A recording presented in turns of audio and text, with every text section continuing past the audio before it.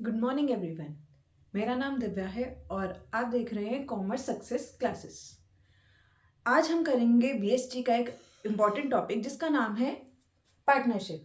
ये another form of business organization है। हमने पहले वाली क्लास में सोल प्रोप्राइटरशिप पढ़ा था, उसको देखने के लिए आप उस वीडियो को क्लिक कर सकते हैं।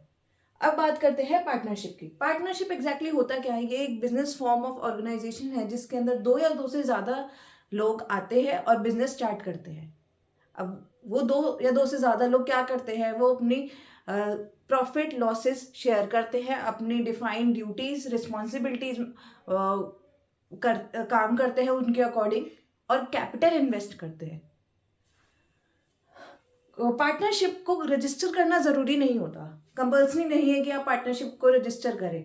आपका मन है तो आप कर सकते हैं, नहीं करना तो नहीं कर सकते, पर एडवाइस करा जाता है कि पार्टनरशिप हमेशा रजिस्टर्ड हो। क्यों? At the time of legal problems partnership को अगर रजिस्टर्ड होगी तभी उस पर कुछ एक्ट करा जाएगा। हो सकता है कि कोई पार्टी है जिससे आपको कोई सेटलमेंट करनी है, तो उस टाइम पे अगर आपकी पार्टनरशिप रजिस्टर्ड नहीं होगी तो कोई भी सेटलमेंट नहीं हो पाएगी। किसी ने आपको स्यू कर दिया है, किसी को आपको स्यू करना है, तब उस टाइम पे भी रजिस्टर्ड होना बहुत ज़रूरी है। और रजिस्टर करने से ही पार्टनरशिप की लीगैलिटी स्टैब्लिश होती है। तो हमने ये पढ़ा कि रजिस्ट्रेशन कितना इंपॉर्टेंट है पार्टनरशिप फर्म के लिए। नेक्स्ट है पार्टनरशिप डीड। पार्टनरशिप डीड क्या होता है?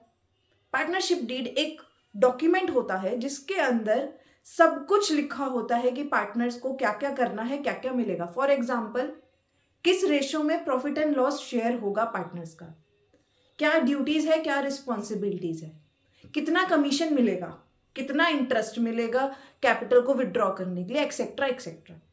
हर एक चीज पार्टनर्स के बारे में पार्टनरशिप डीड के अंदर लिखी होती है, जो सब पार्टनर्स ने मिलके एग्री करा होता है, उसी के बेसिस पे वो वर्क करते हैं। ठीक है। पार्टनरशिप को हम डिवाइड कर सकते हैं चार तरीके में। फर्दर वो ड्यूरेशन में एंड लाइबिलिटी में, फर्दर ये दो में डिवाइडेड है। ड्यूरेशन मतलब टाइम के अकॉर्डिंग, कितना टाइम हमारी पार्टनरशिप चल रही है। एक होता है पार्टनरशिप एट विल। विल का मतलब होता है अपनी मर्जी से। जब जब तक पार्टनरशिप चलाना चाहते हैं तब तक पार्टनरशिप चल सकती है, कोई इसका एंड नहीं है। जब पार्टनर्स का मन करा कि आज हमें नहीं चलानी ये कंपनी, नहीं चलानी हमें ये फर्म, तो उस टाइम पे वो बंद कर देंगे। इसको कहते हैं partnership at will, ongoing until dissolve bye partners. जब पार्टनर्स कहेंगे डिसॉल्व करना है तभी डिसॉल्व हो जाएगी।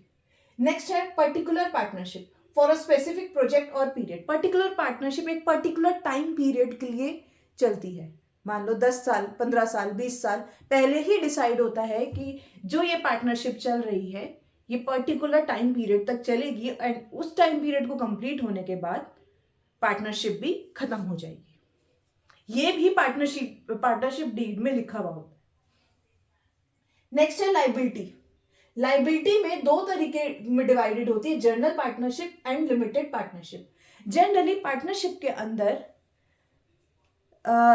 सबकी लाइबिलिटी अनलिमिटेड होती है। इसका मतलब है अगर बिजनेस के अंदर कोई लॉस आता है, कोई रिस्क आता है, उसको कवर करने के लिए पार्टनर्स के पर्सनल एसेट्स को भी अगर बेचना पड़े तो बेच सकते हैं। क्यों?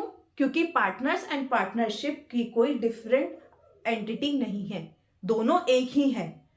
अगर पार्टनरशिप में कोई लॉस है तो सारे पार्टनर्स उसको बियर करेंगे, अपने अपने रेशियो में जो डिसाइडेड है सारा रिस्क बियर करेंगे, एंड उसके लिए अगर पर्सनल प्रॉपर्टी भी बेचनी पड़े या यूज करनी पड़े तो वो करेंगे। तो जनरली पार्टनरशिप अनलिमिटेड ही होती है, इसलिए इसमें लिखा हुआ है general partnership. Unlimited liability for all the partners, जितने भी पार्टनर्स हैं उनकी अनलिमिटेड होगी। इसी का दूसरा है लिमिटेड पार्टनरशिप। लिमिटेड पार्टनरशिप के अंदर कुछ पार्टनर्स की लाइबिलिटी लिमिटेड होती है, पर्टिकुलर अमाउंट तक जो डिसाइडेड होती है। जनरली ये कैपिटल जितना वो इन्वेस्ट करते हैं वहां तक उनकी लिमिटेड होती है लाइबिलिटी। फॉर एग्जाम्पल, अगर माइनर है तो माइनर की लाइबिलिटी लिमिटेड होती है। ठीक है। अब हम डिस्कस कर लेते हैं मेरिट्स एंड डीमेरिट्स पार्टनरशिप के। सबसे पहले merits, ease of formation, easily form हो जाती है, रजिस्ट्रेशन भी कंपल्सरी नहीं है, करना कर सकते, नहीं करना नहीं कर सकते, रिकमेंड करा जाता है कि पार्टनरशिप रजिस्टर्ड हो। कंबाइंड कैपिटल एंड स्किल्स, जैसे हमने सोल प्रोप्राइटरशिप में करा था कि क्योंकि एक ही ओनर सारे बिजनेस के फंक्शंस को मेंटेन कर रहा है तो उसके पास स्किल्स भी कुछ लिमिटेड ही हैं, उन लिमिटेड स्किल्स में ही वो काम कर सकता है और लिमिटेड फंड्स ही हैं जिसको वो इन्वेस्ट कर सकता है, यूज कर सकता है। पर क्योंकि इसमें 2 या 2 से ज्यादा लोग हैं तो कैपिटल भी बढ़ जाती है, स्किल्स भी कुछ बढ़ जाती है। अगर कोई एक स्किल में इनएफिशिएंट है, नहीं कर सकता इतना अच्छा, तो दूसरा उसको कॉम्प्लीमेंट कर सकता है। Sharing of risk, risk divide हो जाता है। कंपैरेटिवली अगर हम सोल प्रोप्राइटरशिप से देखें तो वहां पे रिस्क सब कुछ ही एक ही ओनर का होता है, पर पार्टनरशिप के अंदर क्योंकि 2 या 2 से ज्यादा लोग होते हैं तो रिस्क डिवाइड हो जाता है इन लोगों के बीच में। फ्लेक्सिबिलिटी, काफी फ्लेक्सिबल है, इसके अंदर कोई भी डिसीजन आराम से लिया जा सकता है, डिस्कस करके आराम से मैनेजरियल फंक्शंस करे जा सकते हैं। लिमिटेशंस क्या है? अनलिमिटेड लाइबिलिटी, यहाँ पे भी लाइबिलिटी अनलिमिटेड ही है, जैसे कि हमने सोल प्रोप्राइटरशिप में पढ़ा। अगर लॉस होता है, रिस्क होता है तो सब पार्टनर्स उसे बियर करेंगे। रिस्क ऑफ कॉन्फ्लिक्ट्स, जहां पे भी 2 या 2 से ज्यादा लोग होंगे वहां पे कॉन्फ्लिक्ट आएगा ही आएगा। कोई भी एरिया हो, कोई भी बात हो, वहां पे डिसएग्रीमेंट्स होंगे ही होंगे, तो कॉन्फ्लिक्ट के चांसेस हैं। अनसर्टेनिटी, अनसर्टेन इन कॉन्टिन्यूटी, अगर कोई पार्टनर छोड़ के चला जाता है, डेथ हो जाती है, विड्रॉ कर लेता है अपने आप को, तो बिजनेस के कॉन्टिन्यूएशन पे क्वेश्चन मार्क आ जाता है कि चलेगा कि नहीं चलेगा। लिमिटेड रिसोर्सेज में, इसमें भी रिसोर्सेज लिमिटेड ही होते हैं, जितने 2 या 2 से ज्यादा लोगों के पास जितना ही भी कैपिटल होता है, जितनी भी स्किल्स होती है, वो उतने तक ही सीमित है, उससे ज्यादा वो नहीं कर सकते। आई होप यहां तक सबको समझ आ गया होगा। इसके आगे हम करेंगे टाइप्स ऑफ पार्टनर्स।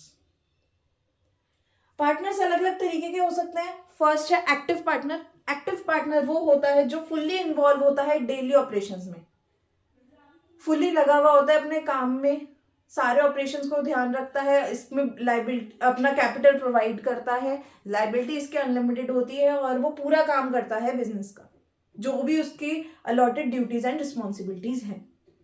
नेक्स्ट है स्लीपिंग पार्टनर। स्लीपिंग पार्टनर जैसे हमें नाम से पता चल रहा है, जिसे हम डोरमेंट पार्टनर भी कहते हैं, जो सोता रहता है। सोता रहने का मतलब है कि वो कैपिटल तो प्रोवाइड करता है पर एक्टिवली इन्वॉल्व नहीं है किसी काम में, कोई वो काम, कोई एक्टिविटी, कोई ड्यूटी नहीं होती उस पर, उसका काम बस ये होता है कि कैपिटल प्रोवाइड करना, पर लाइबिलिटी उसकी भी अनलिमिटेड होती है। Secret partner. सीक्रेट पार्टनर का मतलब है जो पार्टनर तो है, लाइबिलिटी भी अनलिमिटेड है, कैपिटल भी वो प्रोवाइड कर रहा है, काम भी कर रहा है, पर पब्लिकली किसी को पता नहीं है कि वो पार्टनरशिप का हिस्सा है, वो भी एक पार्टनर है, इसलिए secret partner. Nominal partner. Nominal partner वो होता है जो अपना नाम तो दे देता है पर वो कैपिटल इन्वेस्ट नहीं करता। अब आप पूछेंगे कि वो कैपिटल इन्वेस्ट नहीं करता तो उसको हम पार्टनर क्यों मान रहे हैं? कुछ लोग होते हैं जिनकी पर्सनैलिटी है, जिनकी पॉपुलैरिटी इतनी होती है, इतना ट्रस्ट होता है उनके पास, लोगों का इतना ट्रस्ट उनके ऊपर होता है कि उससे उसका नाम ही काफी है। अगर ये इंसान इस पार्टनरशिप में इन्वॉल्व है, इस बिजनेस में इन्वॉल्व है, तो काम चलेगा ही चलेगा, 100% चलेगा। लोगों को इतना ट्रस्ट होता है किसी के ऊपर, तो उस टाइम पे वो बस अपना नाम दे देता है कि हाँ ये मेरा पार्टनरशिप है, मैं इनके साथ, इन लोगों के साथ इन्वॉल्व हूं, पर वो कैपिटल इन्वेस्ट नहीं करता। Partners by estoppel. Partner by estoppel ये वो होता है जो पार्टनर की तरह बिहेव तो करता है पर वो एक्चुअली में पार्टनर नहीं होता। इस केस में अगर बिजनेस के ऊपर कोई भी रिस्क आता है, कोई भी लॉस आता है, तो उसको भी बेयर करना पड़ता है। आई होप ये पूरा पार्टनरशिप का कंसेप्ट आपको क्लियर हो गया हो। जब हमने मीनिंग करा, टाइप्स ऑफ पार्टनरशिप्स करी, मेरिट्स एंड डीमेरिट्स करे, रजिस्ट्रेशन ऑफ पार्टनरशिप फॉर्म करा, पार्टनरशिप डीड करी एंड टाइप्स ऑफ पार्टनर्स करे। अगर कोई क्वेरी है, कोई क्लासेस लेनी है, BCom, MCom, BBA, MBA, commerce related कोई भी टॉपिक, 11th 12th, तो आप हमारी मेल आईडी पे हमें मैसेज कर सकते हैं। मेल आईडी डिस्क्रिप्शन में हमने दी हुई है। Thank you.